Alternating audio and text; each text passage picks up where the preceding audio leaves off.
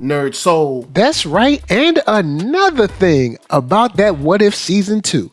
Late Ill Kid at OneYoungsta holding it down, bringing that StreetGeek and NERDSoul. What is up, people? Like, comment, subscribe. Let's go. Because, of course, we got a little bit of knowledge dropped on us about season 2, or excuse me, season 3 of What If. But first, you know what I'm saying, if you're brand new to the channel, shout out, nice to see y'all. Good to have you here. I did want to really quick give a shout out to that season 2. You know what I'm saying? This is something that in general I was okay with the season 1. Season 1, I was like, all right, cool. This is kind of all right, not too bad. I kind of feel it, kind of dig it. All right. But when season 2 came out, I really enjoyed season 2, like a lot. I truly did. I had a lot of fun watching season 2. There were a lot of cool episodes. Of course, Captain Carter was kind of like the lead of the season, but I genuinely liked the season from all angles. There isn't one episode that I didn't like. Season 1, it was kind of a roller coaster for me, but this season I thought was more, I guess you could say more consistent with the quality, but all in all, I'm still on the train for What If. You know what I'm saying? I'm digging it. And for things like Hella and things like Cohorty, I really would like to see a whole lot more. But I did also want to cover a couple of comments that we had in them streets. You know what I'm saying? We did have a couple comments out there. You know what I'm saying? I wasn't the only one who was feeling this, which is good because, you know what I'm saying, I don't want to be by myself. Well, I mean, I can be all by myself, but normally you don't want to do that. You don't want to be by yourself. You don't want to be doing all that. You want to be with friends, enjoying yourself, kicking it, having some fun. So I want to give a shout out to Geeky Andre. Geeky Andre was like, look, I love the Hank Pym of it all. I'm digging it. You know what I'm saying? The favorite character in the first episode, he was, especially when it came to like the father-son stuff, that did shine through for me. And we found out, hey, Star-Lord was just kind of forced into this position. So I dug that episode. For the second episode where Happy Hulk, W Stein 79, he was all for it. And at first, I was like, I don't know if I like this, but I ended up liking it a lot, especially with the addition of I cannot think of the girl's name. The girl, the girl from Thor. I know she was on. I know y'all gonna kill me in the comments, but you know her name. You know her. You can see her face. She was on WandaVision. You know who she is. I like her playing off of Happy. I actually like her playing off of a lot of different characters in the MCU. She's a great ingredient used as like a little spice. You know what I'm saying? Like, I don't know if we could do a whole show with her, but I do enjoy having her in there to kind of bounce off of other characters, other personalities in there. I think it really works. I want to give a shout out to Clemic Lewis Jr. that was talking about Cohorty, saying that I was clowning her running. Like, yo, remember in the episode, she knew good and well she was outrunning this kid. She didn't have to be running out. She could have waited back, you know what I'm saying, be running all fast. See the kid huffing and puffing, you could have went at a slower pace. You running full blast. So it's like, she ain't wait up for the kid. You know what I'm saying? And then, of course, when she get her powers, she's super fast. So it's like she could have let him. She could have gave him some help. Let him ease up a little bit. Help him to match her speed by just pacing it out a little bit. But Cohorty's episode was probably my number 1 or number 2 episode. Maybe trading places with the episode with Hella, where Antoine talking about me wilding, like, yo, man, you know how Odin was with that Wahite tribe. Look, man, you know how it was coming through. But he said I wasn't lying when Odin was talking about he missed her. Man, you ain't missed nothing. You just came down. You was like, oh, word? They got some kind of weapon down there? I need to control that weapon. You know how I feel about that. You know what I'm saying? Oh, you the only one that's supposed to have weapons. That's why I told you about that Wahite. Y'all just watch it back. But another episode and another comment that I thought was cool is, or interesting, was I think it was Kwame Taylor said that animated based on live action is sacrilegious. We already have drawn comic source material. What are we doing, people? So Kwame was not feeling it. And I wanted to pose this to you. What do you think about animated characters or animated stories based on previously done live characters or live material? Me, I think it's a great opportunity to kind of give these characters longevity and give these characters life beyond, because of course, none of us are getting any younger. You know what I'm saying? I mean, you might be like, hi, I'm young, you old. Look, like my grandma said, just keep on living. So in this case, I think it's a great way to be able to allow yourself to let these characters have a longer lifespan, because you can always come in and do the voices. Also, it gives the writers freedom to do other stuff while these live action actors, like the real people, are on other, projects. And it helps out with scheduling because, like, for instance, there might be a movie that they have to be at, but if there's a close enough, studio that they can get to lay down the audio, they can kind of do double duty while they're on set in, I don't know, Milan or Guatemala or wherever they be shooting their movies at, Canada, Atlanta, whatever, you know what I'm saying, somewhere in Australia. So with that, I like that flexibility. To me, it doesn't bother me, but I'm interested. Do you think it's sacrilegious, if you will? For me, I'm not really tripping on it. But I did want to give a shout out to RJ from the Nerdy Brew, and check out the Nerdy Brew. That's the Nerdy Brew. It's spelled like that: TheNerdybrew. Check him out. Subscribe to him. He's super cool. He was talking about how season 2 is so superior to season 1, and I would have to agree. From like Roger's Hood to Cohorty to all of those situations, I would definitely have to say that is it is a super step up when it comes to just the design, the story, the flow, the interpersonal relationships, even the comedy that we get. To me, it's a lot more enjoyable. It's so much better. I really, really dig season 2. And the way season 2 kind of caps off season 1 as well. I think it sets us up to go in another direction, and then you don't have to worry about trying to deal with, I guess you could say, trying to deal with any more residual story issues or story threads from the whole Strange Supreme storyline that we kind of went through when it comes to the Forge and kind of trying to bring back his girl and it not working. So we kind of like set that aside. And that's something that I think was done well over these 2 seasons, and I'm ready to go forward, because in going forward, you know what? I'm going to talk about what I like real quick, because I'm not going, of course people will be like, ooh, you want to hate on stuff. No, I'm going to talk about what I like. What I liked about this season is similar to what we've been reaching on to. We expanded on what we knew in a very good way.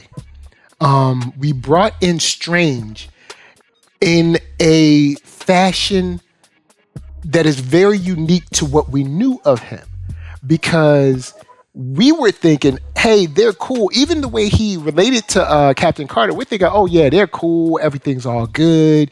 They friends. And we find out this man has been behind the scenes on the low, getting his devious on. You know what I'm saying? So this is something that I really think is not only unique in the storytelling of this season, but also unique in the storytelling of the MCU, where they kind of played out this long game villain, which they've done in the MCU, but I think they should do much more. Like I said, Wu should never have been killed, things of that nature. I like that. I also like the fact that Captain Carter got her shine. I think it was good for her to get her shine because, well, she wasn't Captain Carter, but Peggy Carter. I think, her show got cut too soon. But of course, there was a whole bunch of, mess back and forth with Marvel TV. So that kind of is what it is.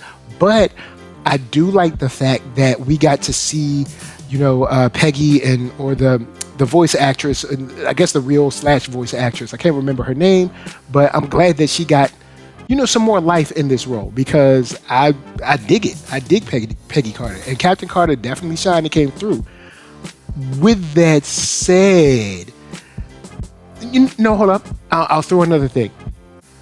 The introduction of a new character, and also the animation style seems smoother than it did in season 1. It's still stiff in some places, like for instance where they had the dance around the fireplace in Cohorty's episode. Those characters look very stiff, but in more of the action sequences it looks smoother than it did in season 1. And season 1 it looked very, very stiff, and that's the problem that I had. That's one of my main issues that I had with it. The voice acting was beautiful in season 1 as well as season 2. Now, with that stated and put behind the back burner, I'm gonna give to y'all what I missed. And I'm gonna tell you what I missed, and then I'll explain why I think I missed it, or it's something that I'm missing from the MCU as a whole, and why I think that it could have worked well here.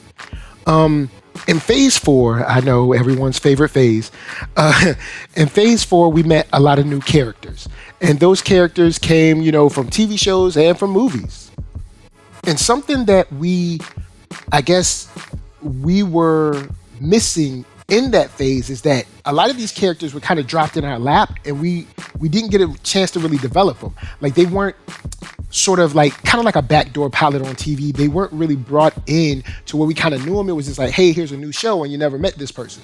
And I really wish that a lot of our characters that we got that were new in phase 4 were kind of like ushered in sort of a backdoor pilot, similar to how they did with Black Panther.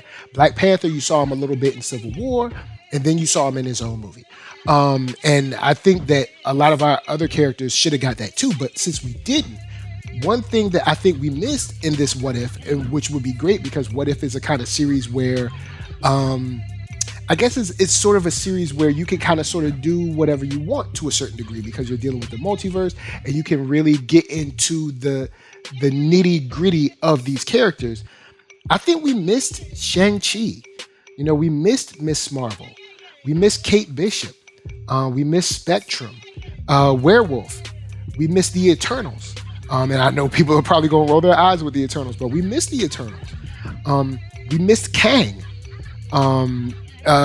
Vision. Remember when he came back, the White Vision? We missed him. We missed, even some people would bring up Patriot, Cassie, and America Chavez. You know what I'm saying? We missed these characters, and I think this, in the form of What If, is a great place, like as a test bed for these characters, for these actors and actresses to come in, do their voices for these characters and help kind of endear us to the attitude and the relationships that they have and their relation to the MCU as a whole. I think that in the way that the Clone Wars animated series kind of helped build upon the prequels in a way where people look at it more fondly, I think that What If could do a great job building on the energy and the attitude, the emotion, and also just the characteristics of these characters, since we don't really know them like that. I mean, and this would be a chance for us to get to know them better. Like, you could have done an episode in our MC universe where these characters were there doing something, and then maybe see another universe where, say, Kate Bishop is very similar to the Kate Bishop that we know, and then we'd still be able to hear her voice, see her shine, see what she can do, see how cool she is. Same thing with Shang-Chi or Spectrum or Werewolf by Night. These kind of characters, even with like Man-Thing, like these kind of characters are very dope characters that I think are kind of like left on the cutting room floor. Now, I mean, we'll probably see them again, I guess, but I think What If is an awesome place to put them in because you don't have to spend, say, I don't know, an hour, 2 hours on them. You can give us a dope, 30, 35 minutes of them doing something really cool, and it can help ingratiate those characters with us. So that's something that I think that I missed in this season. I really wanted to see them, I wanted to see them work. I wanted to see them as a whole. I wanted to see them do their thing. And that's something that I missed. I thought we were going to see them, and we kind of got characters that we already knew. Now, that might just be a situation where, hey, these are the models that are built, and these are the models we're going to go with. But I would have liked to see more of that, more of them, because this is, I think What If is a great opportunity to do things like that, to help introduce people or content in general. But since we got season 2, and most of us seem to like it, at least the people that came through here, we did get a statement about season 3. One of the directors, let me see if I can pull up his name because I don't want to mess up his name. They were talking about season 3 and the release. And they did put out a new clip that I'll talk about as well. And you guys are kind of like seeing it, around, play, intercut and stuff. But the director came and was talking about like the release, like, basically, hey, with Jeffrey Wright and all this stuff. I mean, there's new stuff coming out, and the director, well, a director and producer, his name is Bryan Andrews, said that the 3rd season could be released like later this year. But he did say that it could be a very quick turnaround timeline, like maybe saying that by the end of this year might be rushing it. But the quote goes on to say, they move stuff around. Every time I thought it was like, oh, this is going to be this, it was like, no, it's going to move a little bit. So even I would hate to say something and have people's hopes come up and then have them dashed because the beast of production and, when things move around, everything changes. And then he added on saying, I thought that it could come out at the end of the year, 2024, possibly, but that would be tight. There's some other groups of people out there that are masterminding when things release, and they're moving things on the board, and I don't know where we exist on that at this moment, as well as Marvel Zombies. I'm still working on that at the same time, and that's going to be crazy, and that's coming out, but that keeps moving around too, right? So I wish I could help you, but I can't. So one good thing is, because he was kind of talking about animation in general, we got Marvel Zombies, and I didn't think Marvel Zombies was going to be its own thing. When Marvel Zombies was brought up, I thought they were bringing it up in terms of just being in What If. But I assume when he says that Marvel Zombies, meaning as well as Marvel Zombies, I'm assuming that Marvel Zombies is going to be a separate thing. And maybe you guys already know, and I just missed that. I mean, stuff goes off on Twitter and Facebook and stuff all the time, and I just miss it. So that's something for me that's cool to hear that. But of course, we're gonna, we have X-Men 97. But back to season 3, it's good to hear that it's at least well into production enough that it could come out this year. You know what I'm saying? And honestly, I'd be down with a Christmas release every year. You know what I'm saying? I wouldn't be mad at that. I wouldn't be mad with getting my little Christmas gift for What If every year. Oh man, I think that would be something cool. But I want to move on to the last thing I want to touch with this is we got a look into the whole, I guess you could say, season 3 of it all with the future of What If. And Marvel Studios dropped this. It was like last week, I think they dropped it.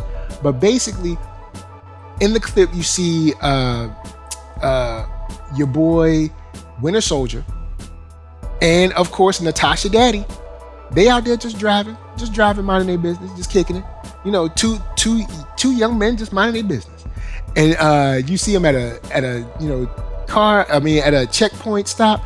And of course, at this stop, the guy is like, yeah, y'all are definitely who we're looking for. And I mean, if you haven't seen it, I'm not going to give it all away. You can watch it now. You can kind of see parts of it playing up here. But the cool thing about this is that we get almost a whole scene, or maybe like half of a scene with this.